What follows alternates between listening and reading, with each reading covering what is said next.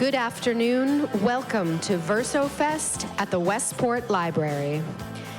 It is our pleasure to welcome to the forum stage director, producer, and managing partner at the Tom Petty Estate, Adria Petty, in conversation with music industry pioneer Sam Hendel.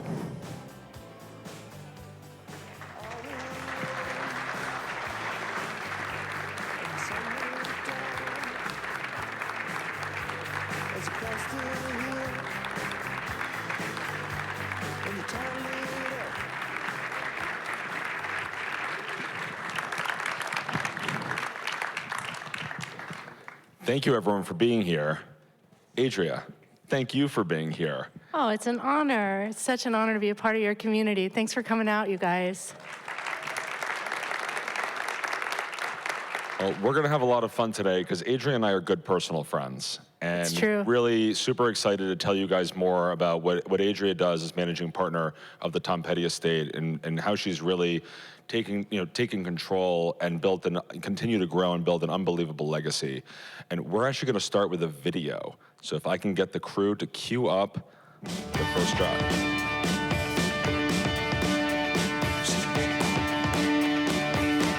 I love music, I always love music.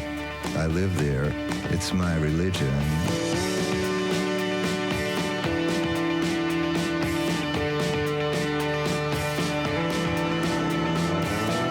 Well, she was an American girl, raised on promises. Because sometimes the commercial road isn't always the road to take. Sometimes it's doing stuff from your heart.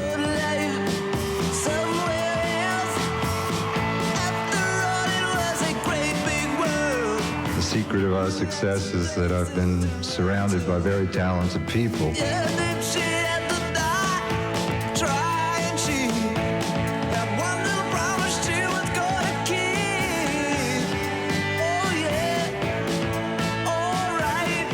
Who are your influences? The radio.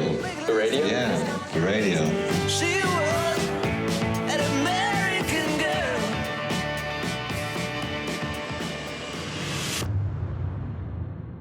Rock and roll is probably the purest mainstream manifestation of the American dream.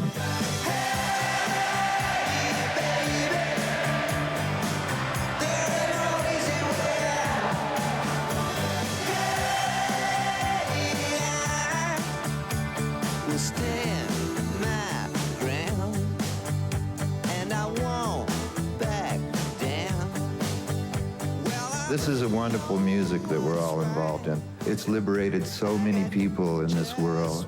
At its best, it really is a true magic. Will stand my ground, and I won't back down.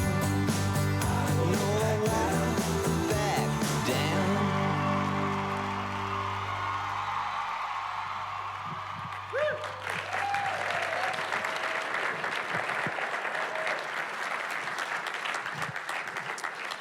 So Adria, I actually want to start a little bit at the beginning, because you had an amazing background before you took over running the estate.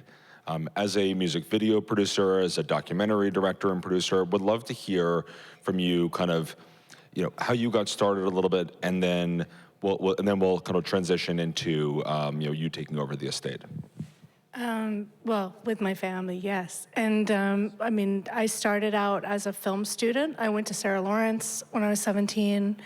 I lived in New York. I went to Barnard before that for summer school, and I fell in love with New York.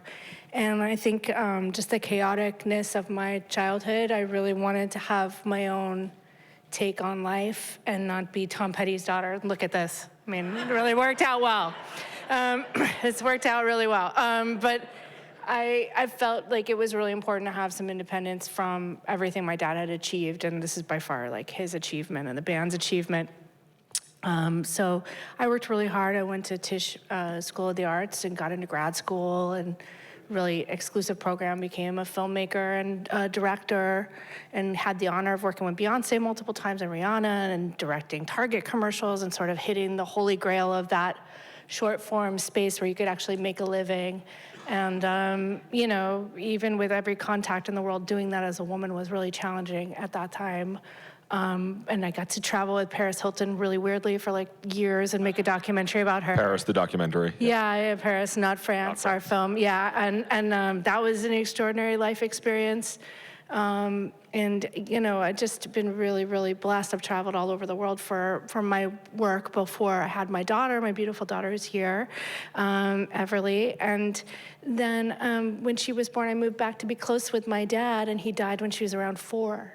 So that kind of brings you up to speed, but I lived most of my life on the East Coast in Manhattan before I moved up here near you guys in Fairfield County.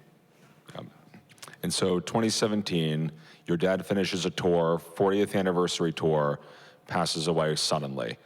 You know, how did you and your family had some issues? I know it's not the easiest thing, but you guys eventually resolved them and settled and figured out, you know, and effectively created a new entity to run the estate. Can you tell us a little about, you know, that experience and going through it and hopefully, you know, bringing you guys all closer?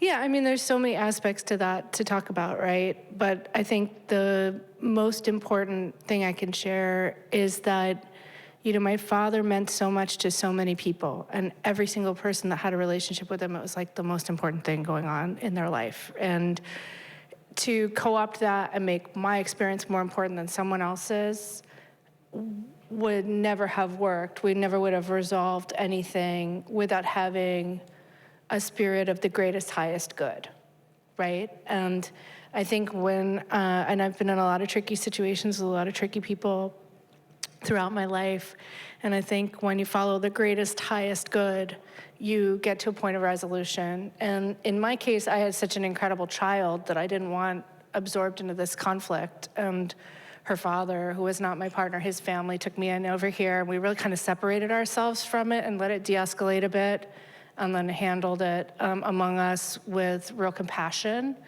and without greed, with a real eye towards the most important thing here is to preserve this legacy and honor Tom's time on the planet and think of my dad the way he should be thought of. I didn't want people to think of us instead of him, because they should really be thinking about him and the music and having their own experience with it. And whatever foolishness, you know, happened when everybody's in the worst moment of their life, you know, that should not be defining this family. So that was really how I navigated that situation. And I continue to work with my sister and my stepmother, and even my mother, who is, you know, has not traditionally been much of a part of the business. Everyone has been given a lot of respect and deference, even when legally not necessary, because it's been such a trajectory of everyone's life, and everyone involved participated in it in some meaningful way, you know? And I think, you know, you mentioned that your dad really sort of drove a lot of, he built an incredible band, wrote incredible songs that have touched people in America, but also all over the world. What was he like as a person and as a dad? He was a great dad. I mean, he was just a great person. It's almost impossible to talk about it. I mean, he was so funny and so ridiculously generous and authentic and down to earth, and he didn't like to be outside of his comfort zone. He really maintained a comfort zone that he could be authentic in his whole life. And, you know, he was the kind of guy, like, just give you the shirt off his back. He didn't really delight in being rich or powerful. He was really into making art. If somebody was interested in music, a kid or something, he'd spend like 3 hours with them in the house. Like, he was just the most loving, wonderful father. And like, I could call him for anything, any hour of the day, and he would pick up the phone. Like, he was really phenomenal person, and it's really awful not to have him here. He died when he was 66, so I feel like we really got robbed, you know? And you know, one thing from your background, you have this background as a director, directing a music video for Beyonce, Regina Spektor. You're doing a documentary on Paris Hilton, also Regina Spektor. You know, one of the great things you guys have done with the legacy is take some of the older material and bring it back. And we're going to show another video, and this is an amazing story. Adria, can you talk a little about the Cameron Crowe documentary? Yeah. And Kind of, this is a doc that was on MTV one time only. It's Cameron Crowe's first film that he directed, and it was lost for almost 40 years. I would love to hear a little, and then we'll show a clip. Well, I mean, Cameron Crowe's a great friend of the family. We're really lucky. He's a phenomenal writer. If you haven't read his book, it is really joyful and a great audiobook. If you need to break up the news cycle, I really love it. Cameron came to see the film we made about wildflowers, which we're really proud of as well. And I mentioned to him, we found the film reels of Heartbreakers Beach Party. Now, Heartbreakers Beach Party was a film that was sort of passed around on VHS in the 80s. Nobody really saw it because it aired once, but I think they thought everybody was maybe doing a little too much cocaine in the movie and thought better of releasing it at the time. I mean, I'm not sure, but I would definitely say you be the judge if you watch it. And we watched and it was extraordinary. It was funny and it was really like being immersed in 1981. And my dad really let Cameron in a way he never did in any other interview ever. And we restored it and we got it on Paramount Plus and we released. It was made during a record called Long After Dark, which is sort of an outlier record, but it had a lot of dark and interesting kind of Reagan-era themes. And Tom had left a little video clip. We always look for Dad's clues and things in his own voice, and he had left a clip. It's even in Running Down a Dream where he says, there's a whole nother record there, and I never got to release it the way I wanted. So we went back to Jimmy Iovine, we went back to the archive, and we dug up these songs, and we released it the way that he wanted. And we found all this incredible footage and put this film out. And it went out theatrically, and it went out, it's still available, I think, on Paramount Plus. It's on exactly. Yeah, it's really good fun. I love it. Well, let's show the next video clip. Room service, can we clean the room, please? What? Excuse me, sir. Get the out of here.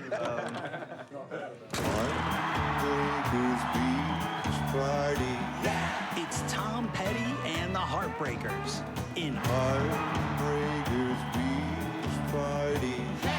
Take a peek behind the curtain as Tom and the gang tour around the world. What about the Heartbreakers on the road? So we're on the road, it's like we're a family. Open up about their personal lives. Once the music got into my body, I never could think of doing anything else. And talk about their just released album, Long After Dark. I think it sounds great. Howie loves it. Howie loves it. Cameron, Stan says to cut this intro out. No one wants to see this kind of thing.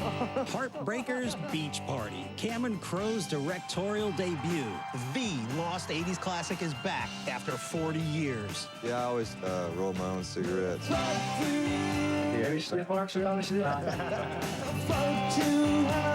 It's real hard to play and get into the songs and stuff with these guys punching it out down there.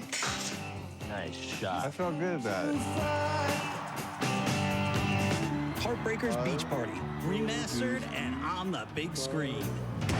Don't miss it. The good times aren't over. They're not.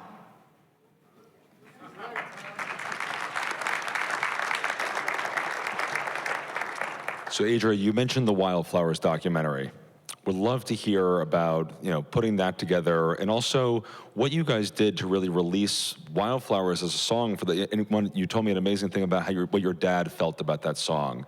I'd love to hear about releasing Wildflowers as a single for the first time, and then making the doc. I hope I remember the story that I told you. We went through this legal battle with the estate, and we were finally given the go-ahead to run the company and protect everything and kind of just start doing what we were supposed to do. And it was like, how do we even begin to do this? There's 40 years of music. There are all these standards. It was our first project. And one thing also, when life gets complicated, sometimes the best thing is to just do a project because everyone falls in line behind that agenda, And we knew that Dad had mixed down what he was calling Wildflowers 2 and was the second half of the double album him and Rick Rubin initially wanted to release. And he had this gorgeous record that he had just finished before he went on the road and was gonna do a tour with guest singers of the full Wildflowers double album. And so we had this record.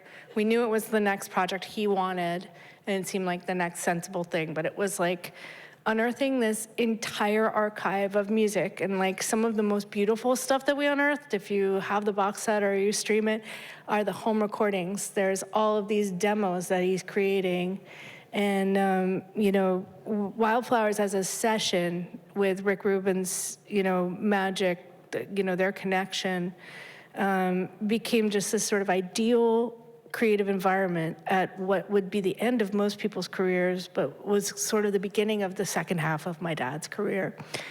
And we were walking around right before COVID, little did we know, and we found this footage in the Warner Archive. We found cans and they were labeled, and we were like, wow, let's get this stuff transferred. And we started hearing rumblings about COVID, so I shipped them over to UK, where they said they could transfer them before the shutdown.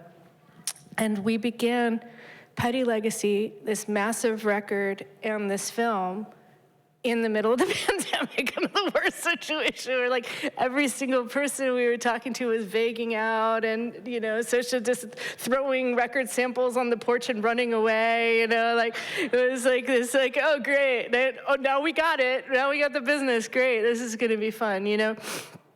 But the film, you know, it ended up being very much in situ. Like we didn't want a lot of talking heads of people looking back. We wanted people to feel what it was like to be in that process. Yeah, it's not behind the music. No. It's an amazing documentary. Is that also on Paramount, Adria? It is, I think, just on pay-per-view now, and you can watch it for free in 4K on YouTube too, with commercials. But it's a great film. I mean, I think for us, the thing that my influence is always let Dad do the heavy lifting.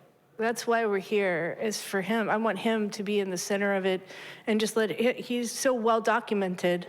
Let's do what he wants us to do. Because I can never guess. He was such a kook. I mean, you could never guess what that guy wanted to do. You want to be the Mad Hatter today? Okay. You want to carry a dead girl? Fine. You know, like I don't know what he wants to do. So I just kind of looked to see what he would want to do, and we figured that out from there. Oh, that's great. And one thing, like, with managing an estate, the iconography, the storytelling, you know, he left behind an amazing story, but you're now curating that story. And I'd love to put up, I think you guys just put up the Wildflower extended box set. Let's put that up on the screen, and we can go through a couple of the album re-releases that you guys have done. Well, yeah, I mean, on the business side of it, and one of the responsibilities I have is to put some of these songs on the map that are really important songs, like Wildflowers, which was never a single, which was never on a greatest hits album, still has not been, and was not known. The hits off this album were You Don't Know How It Feels and You Wreck Me. So this is a largely acoustic record. Like, we're not really giving people the sense of there's a world in here without promoting Wildflowers as a song. So one way that I convince our record partners to work with us over and over again, even while making ridiculously expensive things like this, is, you know, there is a curatorial reach that we can get if we do an Uber Deluxe like this for a certain amount of people, and then I get to steal all that work and put it in a consumer record. So if I just put out the consumer record, I don't get the opportunity to get those great liner notes, license those great photographs, and do all the things I want to do for our fans that just want to buy a record. And I know Tom really wanted the consumer to be strong, the consumer version. So a lot of times you'll see us put something like this out, but it's really from a commerce perspective, a way for me to get all of the things that I can deliver to the average fan, and then add just a couple extra things here. So this was a Wildflowers Uber Deluxe. It was made out of like Pendleton blanket with like a stamped, you know, button, and his seed beads that he used to wear. You can see him wearing them in a lot of pictures. A full lyric book, the original single, the concert tour book, and then a lithograph with some lyrics, like a numbered lithograph, and yeah, just it's a cool package, that one. Yeah. Let's actually go to the next package. I want to show everyone some of the other things that you guys have done. And this, I couldn't even figure out what is that on top? Is that like a drum It's case? a drum case. Got it right. All right. I have a friend that has this company called Made Worn and makes like these really kind of cool rock tees, and we collaborate on these uber deluxe packages. Tom really liked op art, so he loved like anything groovy and swirly and whatnot. So we went with that for the Fillmore, and then we made sort of like a Never Was cover with the band in it and sort of the energy of the Fillmore, because it was such a low-key thing. I mean, he wore the same shirt almost every night of like 2 weeks stand. I mean, it was super low-key. And there wasn't a lot of intrusion from cameras. It was a very like big communion between fans and the band, that run of shows. So we left a lot of this stuff sort of to being creative and sort of pointing to the history of the Fillmore with the band. And we're actually going to show a clip of that in a second, something you guys have done. Obviously, you're releasing these things in physical, but also the digital iconography that you're able to create. Let's quickly go through the next couple of slides that show some of the other records you guys did. And after that, we can flip right to an amazing video for Listen to Her Heart. Yeah, this came out with Heartbreakers Beach Party. This is like a more of a deluxe version of the vinyl. Not too much more of a price point though. You could just get like a little bit of extra cool stuff with it. Great. Yep, there we go. Oh, this is an awesome project. So okay, so this is a great story actually. My dad's roadie Bug still works with us, and he's like a lifetime member of the family business forever and ever.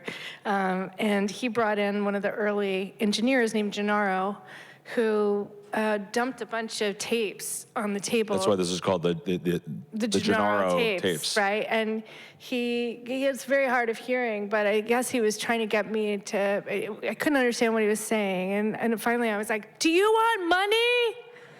Do you want money for these? What's going on? It's like, yeah, I do. I want some money for these. I was like, are these bootlegs? They're bootlegs that he would make, and then they'd all get him the presidential suite at every hotel, and they'd put on T-shirts that said Gennaro's Hawaiian Disco, and they would listen to the show that they just played and drink all night and talk about what they could do better. So that's how like fanatical that they were. They wanted to hear the show right away and get better. But in any way, we didn't ever need to release these, but I was talking to Jack White, and he was like, you gotta release these. You gotta release this cassette, one of these cassette shows. And it's absolutely antithetical to what my dad wanted. He never wanted to have live recordings, just jam band out there, or like lesser recordings, and they were so good at their craft. It's like ridiculous. And I was like, it's kind of against the rules, for us to do that. He's like, no, you gotta do it. So we did this as an exclusive with Third Man, with Jack White's company. And it's a really, really great, fun, textured recording off cassette. And it just really accelerated the interest in Long After Dark. It got people more invested in the story of Heartbreakers Beach Party because it was from the same tour. And it gave us like a really incredible trajectory across socials. And it was just like super ultra limited. So everybody wanted the next record that came out, honestly. I think we have one more record here. Oh, Live Anthology. Yeah, we did this year. This was, there was another, we have a lot of these sort of like, we have an embarrassment of riches. I mean, it's really like, Live Anthology was one of Dad's only live releases ever. He did it very carefully. He had one additional disc that came out on a Best Buy exclusive, only on CD. And so we released it just as good housekeeping this year on vinyl for vinyl fans, because people really wanted it. Yeah, it's so amazing what you guys do to, really, there's a large fan base here and a growing fan base, but you're bringing back the iconography from the early 80s, from the mid 90s, things that remind them. And I love the roll of the clip This is Listen to Her Heart, and it's from Live at the Fillmore.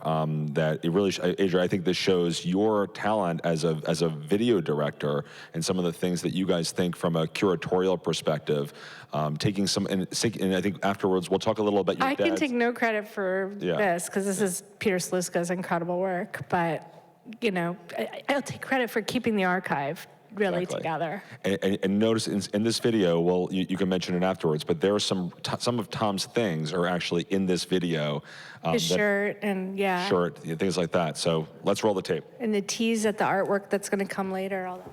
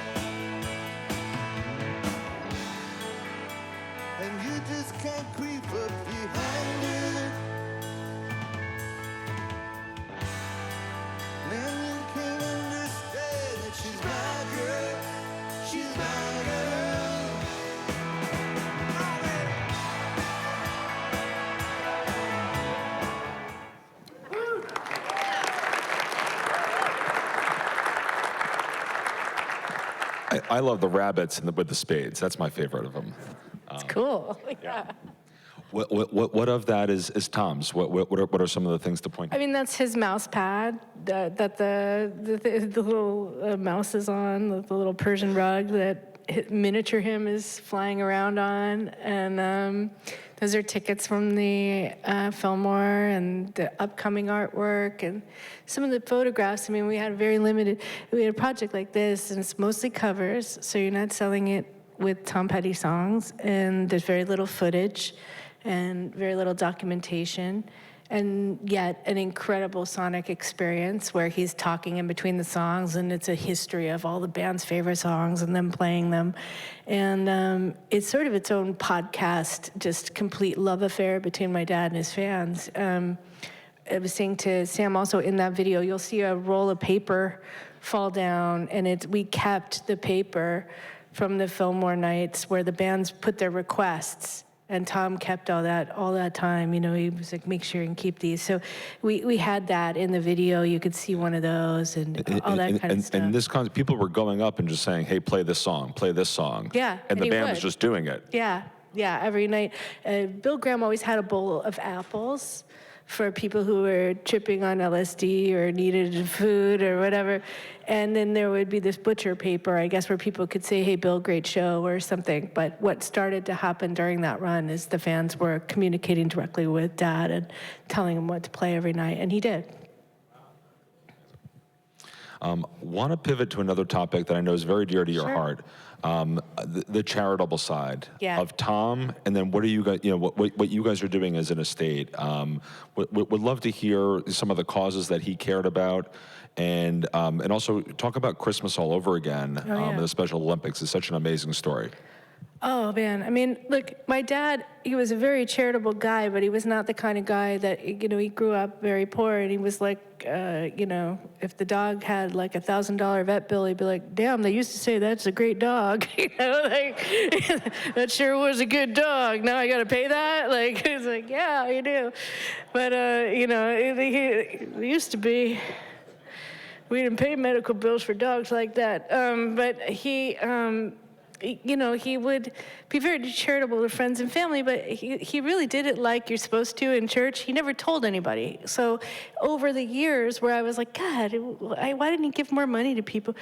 He did, and I didn't realize it. So a lot of the ways he also would do Make-A-Wish Foundation stuff or Midnight Mission or with Christmas All Over Again, he donated the entire royalty, everything, to the Special Olympics in perpetuity. So that song, every time it's played, goes straight to the Special Olympics, probably single-handedly funds its operations every year. And the rest of those songs, the artists kept those tracks. So thank you, that's for Tom. It's not my achievement again. But, we started to learn he did things a certain way. So like he had a signature Gibson, and he was working on a woman at Gibson on this guitar, and an exec came in and treated her really badly, and he canceled the guitar. He said, I don't work with people who treat women like that, and canceled the whole thing. Years later, we did it with their new executive CEO as a woman, but there were just ways that he did things. So with our group, we don't have a charitable foundation, but we have a store that's just on our website. And we have a person that grew it from the ground up, because when we inherited it, it was not delivering to fans in under a year. It was giving them terrible merchandise. There was no customer service. There was no nothing. So we have a dedicated line. Any fan can reach out to us day or night. Erin's going to answer it.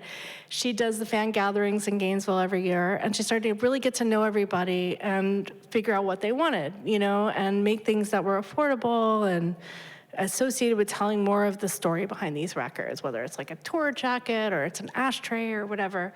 And a lot of people were kind of like, Tom wouldn't like this. They didn't really understand why we were doing it. But we were doing it because everybody on the internet was doing it, and the infringements that we were taking down all over the world were insane. Now, obviously, people wanted the stuff, but it wasn't good stuff, and it wasn't serving anyone to have that out there. So it was better to just take everything down, have no store for a couple years. We started with 7 shirts right before Wildflowers came out.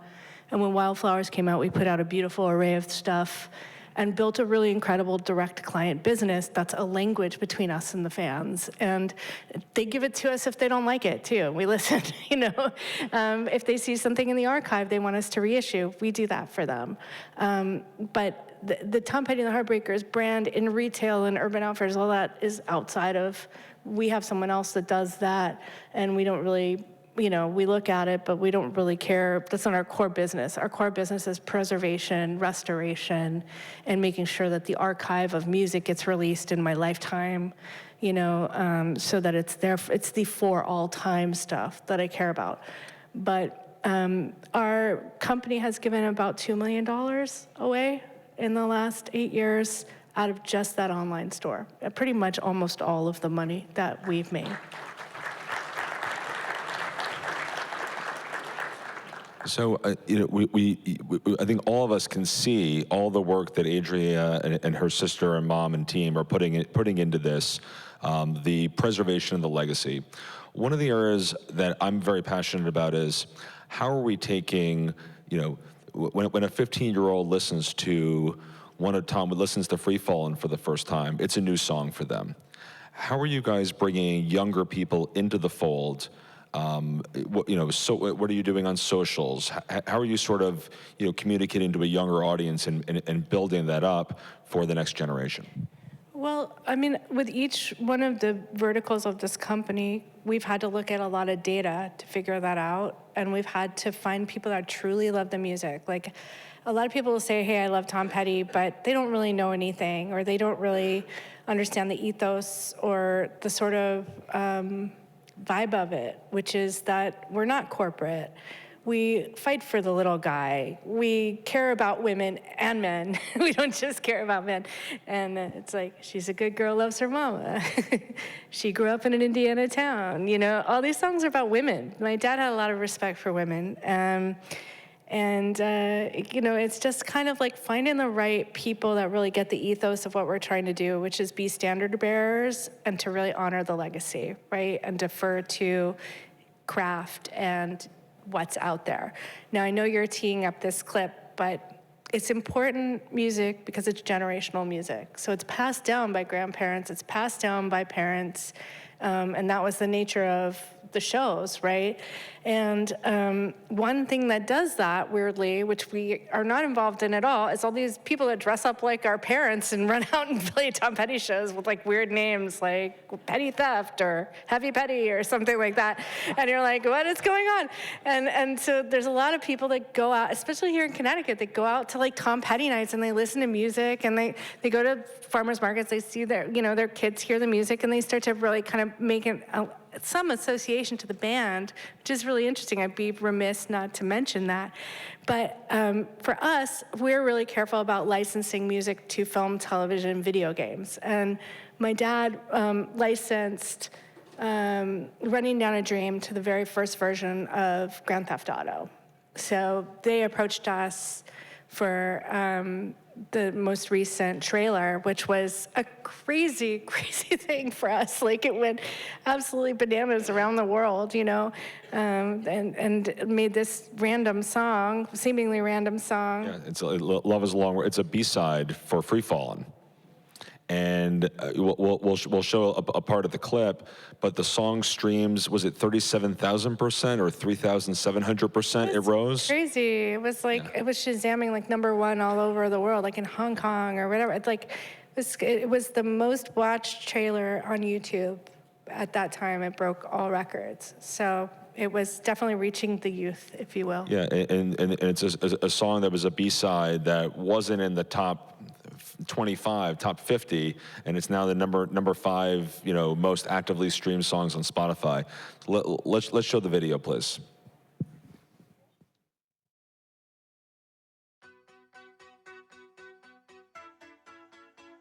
Lucia, do you know why you're here? Bad luck, I guess.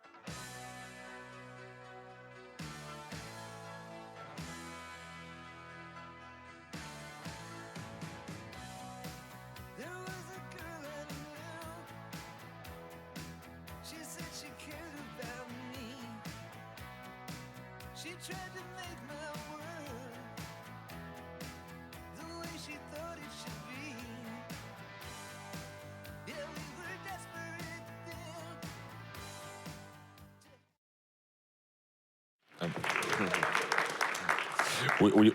We sort of decided to cut off the rest of the video. It gets very Florida Man, the rest of the video. We cut it off pre-twerking for y'all. Yeah, there's twerking on a roof of a car. It was a little aggressive. We mutually decided this was not a twerking crowd this afternoon. Yeah, but one thing that's so wonderful is like you're using the music for storytelling, and it's film and TV. They need music. It doesn't work without music. And I'm remembering right now, Silence of the Lambs was American Girl. We watched that last night. Me and my daughter, yeah, my husband, yes. Yeah, but American Girl plays when the senator's daughter is driving in the car. I'm not going to reveal too much for my kids who are here. But you guys have used the music very strategically, because what that does, when you put it into a trailer for a huge video game, there are new people coming into the listenership, into the fandom. And I think that's a very special thing to keep catering to younger audiences and bring them in. And once they're in, then they're going and they're listening to a ton of other Tom Petty tracks. And mainly, most of them are streaming, but eventually they get into that iconography and they're buying physical. Yeah, and I mean, look, you don't have to have Grand Theft to do that. I mean, like I was saying, Wildflowers wasn't a song. We just really hammered home. We made a lot of, curatorial choices around certain songs, right, as well. Like those opportunities, they come to you, they're just like manna from heaven, right? Like nobody could construct that opportunity. It was hard to say yes to those kinds of opportunities from other people, but Tom had worked with them before. So among the family and the band, it was kosher. It was like on the line, like with the twerking and everything, y'all. But it was, it was really lucky. I think with like Angel Dream, Wildflowers, and a couple of other songs we've been able to put back in the lexicon of streaming, for example, or have visibility behind them. That was, like the Wildflowers is in a Dick's Sporting Goods commercial this year. It's a really touching one, and it covers some of their foundation, and they're a really credible company. So we decided to do it. But there are most opportunities, we just say no, because the music is so important to us and to other people. You know, the protection of the legacy is something that I think you and your family should be extraordinarily proud of, because he's as big of an artist as he ever was with the audience today, and that's hard to do. You know, people forget, you know, things go by, but you've continued to keep Tom relevant, and his legacy relevant, which is really amazing. Want to ask, what's next? What are some of the other projects you're working on that you can share with the audience? Oh my goodness. Well, we're making a really incredible film, but I can't really talk that much about it. But we actually got our financing yesterday for this film. And we're about to release at the end of the year this incredible, it's actually also not announced, but just between us, 70s box set from before the band, and some really incredible music I had never heard in my life that we found in the archive, like 2 discs of new music, and some really incredible celebration of the origins of the band for the 50th anniversary, which begins in November. It's the 50th anniversary of the band. So that will be happening. We have a really cool Record Store Day release that's coming out. Live at the Paradise, and we're working on a career-spanning exhibit, like a David Bowie type exhibit, which is really stimulating and interesting. This is all collectibles, memorabilia that you're putting together? Well, I will say one thing. There were like a couple things about questions that you asked me earlier.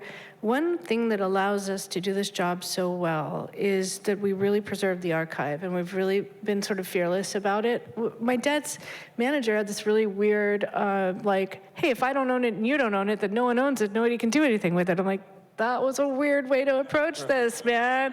You know, like, so we had to kind of go back and go like, hey, you don't own it, I don't own it, what are we gonna do with it, you know? And I think we spent the first 4 years of COVID-ish times with people just in that warehouse barcoding, Dropboxing, putting pictures together, because you can't use assets if you don't preserve them and you don't photograph them. And it turns out that those things just really tell the story of when the music was made, right? And it provides social content. There's a massive team that works with me, almost like a digital studio, to run our over 5 million, you know, social media people and outlets, you know, and then we have a free fan club where people can listen to Buried Treasure, my dad's radio show, and of course we still have Tom Petty Radio on Sirius XM, which we curate and work out of. Thanks, it was my dad's passion project. I love it too.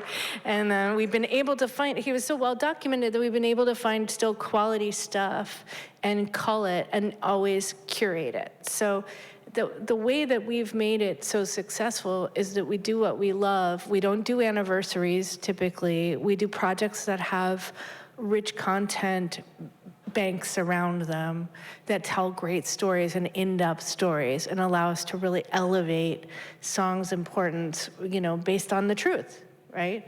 So that's really the secret to our success is great people that truly love the music, being respectful to a really open conversation. It's not just me doing it, I have to say it again. I am the one that probably sleeps the least and worries the most, but I'm not the one that does it all. There's a lot of people doing it. Fantastic. I have one more question that I will ask, but I'm gonna wait because we're gonna do a little Q&A. So if folks have questions, we're gonna pop right over there to the VersoFest Step and Repeat. to ask some questions for Adria about Tom and his legacy. Please don't be shy. So I can only imagine how challenging this is to take on the estate. When you did that, did you turn to anybody like Devin Allman and go, how did you do it for the Allman Brothers or anybody who had done this before? I mean, I'm really lucky because I have the Wilburys. So I talked to them and they said, you know, be a Wilbury and go do it, you know, that pretty much. Cool. But those guys helped me out, the Harrisons, the Dylans. Hi. I was actually fortunate enough, about 2 summers ago, I saw George Strait, Mike Campbell came out and played You Wreck Me, which was a fantastic treat. But what is Mike involved in the work you're doing? Does he play a role in any? I know he has his own new band. Yeah, he going on. definitely does. I mean, you know, it's very difficult for him to listen to stuff. He's still very emotionally, you know, it's sort of like him losing one of his arms to lose my dad. So, you know, for the band, I think it's just been, you know, when they can and the stars align, they get involved. When it's too much and they just need to play music and go out, they go out with their own, you know, stuff. But we're all, you know, Mike's daughter is my best friend. We're all very in touch. And he actually just sat down and did this really incredible interview with the original band that is going to come out this coming year. You're going to love it. Great. Yeah.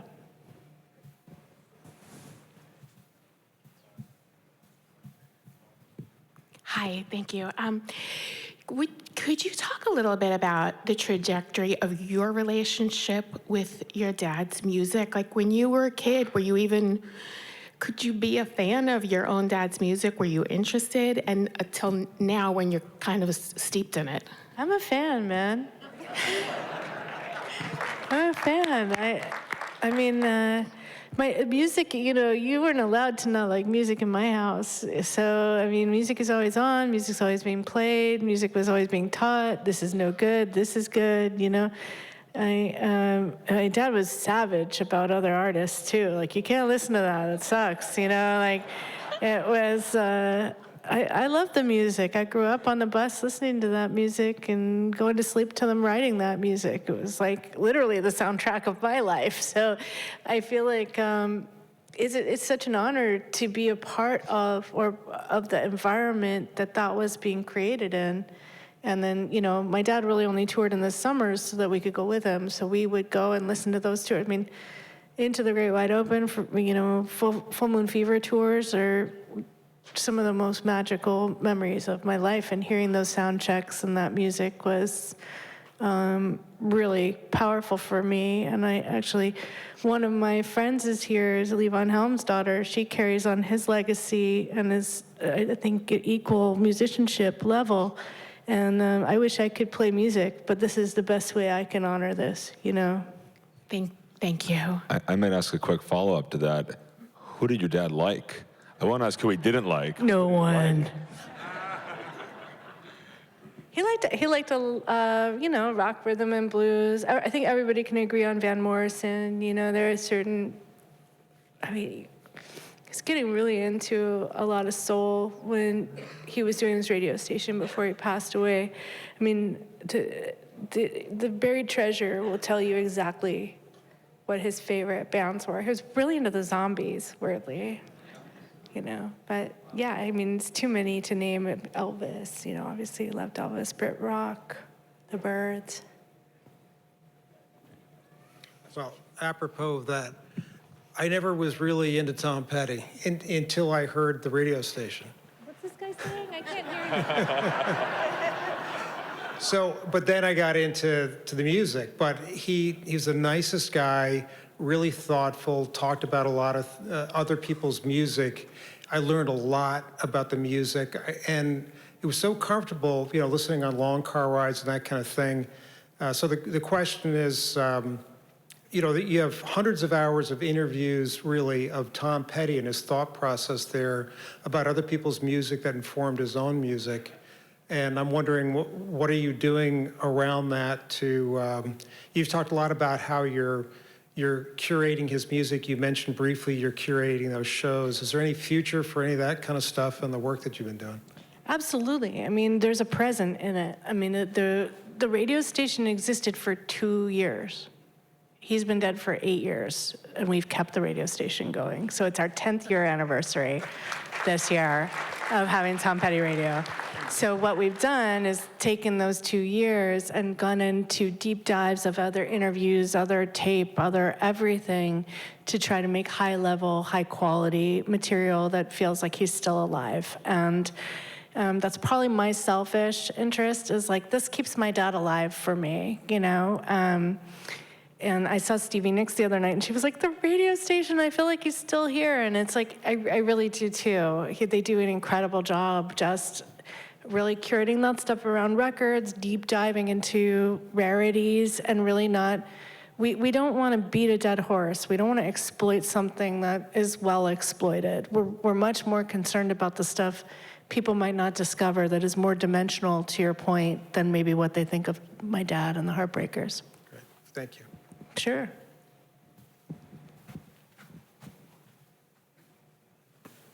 Hi, so besides being like a Tom Petty fan, I really enjoy the Traveling Wilburys, and I admire the friendships that he had with George Harrison and Bob Dylan and the others. I was wondering if you had a favorite memory of your dad being a part of that band, and if you remember.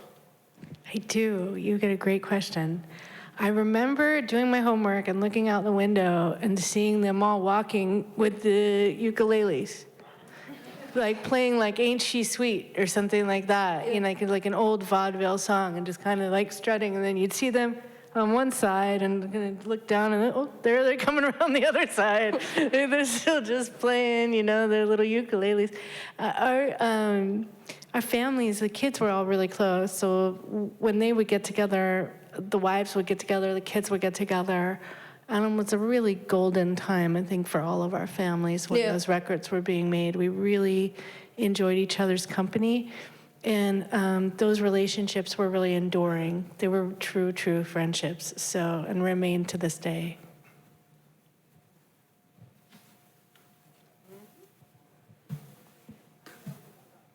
Hi, Adria. We're coming back from North Carolina a couple of years ago, maybe 4 years ago, and you were being interviewed about when Tom wrote his music. He'd go in a room. Could you touch a little bit on that? And don't ever get rid of Channel 31, because we wouldn't know what to do. Thank you.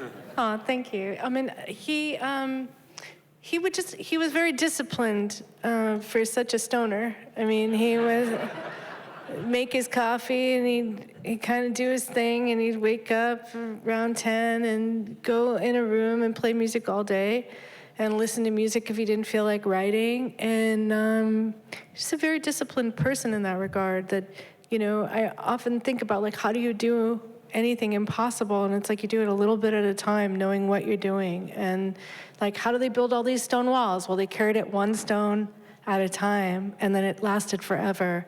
And I think it's sort of how he made his music, is he would just be like really confident that if he just stayed disciplined, he would get the most out of being a writer. And he took the writing more seriously than anything.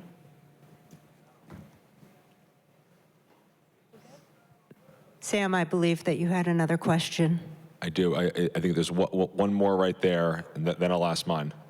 Two more quick ones, then I'll ask my final question. Hi. Thanks for, first off, preserving the music. I think that there's a great debate out there for Mike and Tom to be the John and Paul of Americana. My question was in regards to the warehouse where they would practice and work on records. I was curious if they still use the facility, and if what's happened to some of the equipment, and was there a favorite heirloom that you have for an instrument from Tom? We maintain the Tom Petty and Heartbreakers Clubhouse as like a sort of living museum. Yeah. And it holds my dad's guitar collection and, stage wardrobe, and everything from his artistic career was left to me and my sister to preserve. So I've been really reticent to sell anything, mostly because as we've done the estate and these releases, I find that they really bring the story of the band to life. And while we're doing this work, I feel like it's important to have it. I also just feel like it's the only place I really visit my dad is in that room. Like, he's really present there. I love all of it. There's not like one little piece. Like, there are definitely some pretty sick guitars that are cooler than others, and jackets or whatever. But what I love about it is just it's his creative space, and it's really low key and down to earth. And there's like weird Home Depot chairs and like bad, ugly shit everywhere. It's like dirty, duct taped Persian rugs everywhere, and it's like nothing fancy. So, and it's got a great record, a sound system, so we can listen to records there and sort of feel like they feel right. So it's still there. And what was your other question? I'm sorry. Maybe it could turn into a museum one day or something like that. Yeah, it's not a place where I could do that, but it exists, and it's still sending good vibes to you in broadcasting live all the time. I feel it. Thank you so much. Thank you. Okay, I hate to date myself, but I've been listening to rock and roll on the radio since 1958. And your father is one of the 3 best disc jockeys I've ever listened to. That's very sweet. I listened to He would agree with you. 7-Eleven on Sirius XM, Tom Petty's Buried Treasures. The only other 2 who compare are Bob Dylan with his Theme Time Radio Hour. And there was an old gentleman, African-American gentleman named Hal Jackson, who had a Sunday morning show on WBLS where he played every kind of music, from jazz to rock to gospel. And the thing I love about your dad on the radio is not only is he super knowledgeable, he's hilarious. He is hilarious. So I was wondering if you could relate anything that you know about, how he felt about doing Tom Petty's radio hour and how much enjoyment he got out of it. It was his favorite thing to do. I mean, he almost didn't want to make music anymore. It's like he learned how to use iTunes. I taught him how to make mix CDs, and then he'd start making us all these CDs. He started burning music and making CDs. I'd get really excited about learning how to use a computer. My dad found Google completely overwhelming and never wanted to see it ever. Like, he never went on the internet even until he died. Like, he never wanted to mess with that, but he thought iTunes had some merit. And he just got really into making these mixes, and then he heard Bob's show and started doing that show. But if you guys haven't heard Tom Petty Radio, I mean, my dad broadcast from a fictitious place called Rick's Airport Recorders. And I don't want to break your heart, but those letters that he received, like, he wrote them. So he'd I got this great letter from Susie down in Mississippi. She says, Tom, I got an itch on my leg. How do I get rid of it? It was totally insane. I'd play him for my daughter sometimes when we go to school, but I'm like, that's your grandpa. That's right there. That's the madness from which you come, But I find it dangerous to be driving while I'm listening to your father because I crack up so much. I know. It's like I can't see where I'm going. I know. I have one other question. My life partner happens to share something with you, which is an unusual first name, Adria. Oh. How did you come to be named Adria? I have no idea. You gotta talk to my mom. I don't know. There's really no good story behind it. My dad just thought it was a symmetrical name. Anyway, thank you for everything you're doing, and keep on doing it. Thank you. It's an honor. And I'll echo that. Adria, thank you so much for doing this. The final question I have, and when we were prepping for this, we discussed one thing that you really wanted people to know about, and it's your dad as a songwriter. and how you're protecting and elevating his legacy as one of the greatest songwriters in the history of music in this country. And one song as we close, I want Adria will kind of talk about her dad as a songwriter, but we're going to play a song called "Two Gunslingers" as we walk off the stage, which is a really special song. For you and for your dad. But I'd love for you to tell us, as the final question, Oh, yeah. your dad as a songwriter. Sam asked me if there's anything important, really important at the core of the estate. And I think it's that my father loved to write. He loved the English language. And the way that he survived was basically watching IFC, Turner Classic movies, listening to music all the time and making music all the time. So he just constantly took in really good information, all the time, and sort of blocked out the rest. And this song, I love so many of my dad's songs. Growing up, people would be like, your dad only knows 3 chords. So I'm like, okay.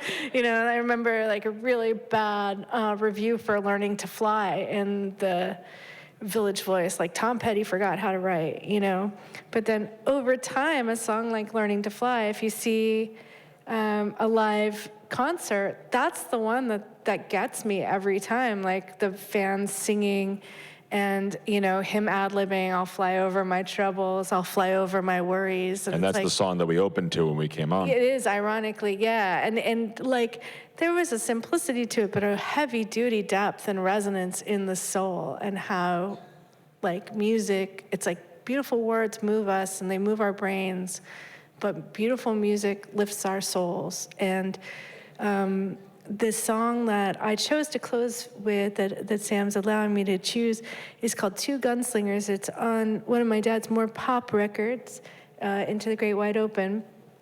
And it is something Tom wrote during the Gulf War. So I thought it was kind of an interesting thing. It tells you a lot about my dad, because his perspective on that was this really sort of greatest, highest good, right? It's not about getting political. It's about being a human. It's how do we get in touch with our humanity and our soul and our intellect and our emotions and really regulate as people. But what I like about this song, the reason I thought it was so good for a library, is that it's one of the songs where my dad really describes a bunch of different characters perceiving the same thing. And so it's the narrator, and then the stranger, and his missus, and the two gunslingers. So if you listen to it, I think you get kind of a kick out of the storytelling. I really love it. Thank you, everyone. Adria, thank you so much. Thank you, everyone, for being here. Thank you to the Westport Library.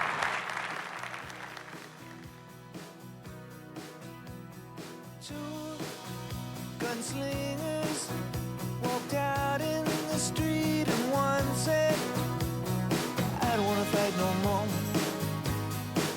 And the other gunslinger thought about it, and he said, yeah, what are we fighting for? I'm taking control of my life. I'm taking control of my life. I'm taking control of my life now, right now. Oh yeah. Well, the crowd that assembled for the gunfight were let down.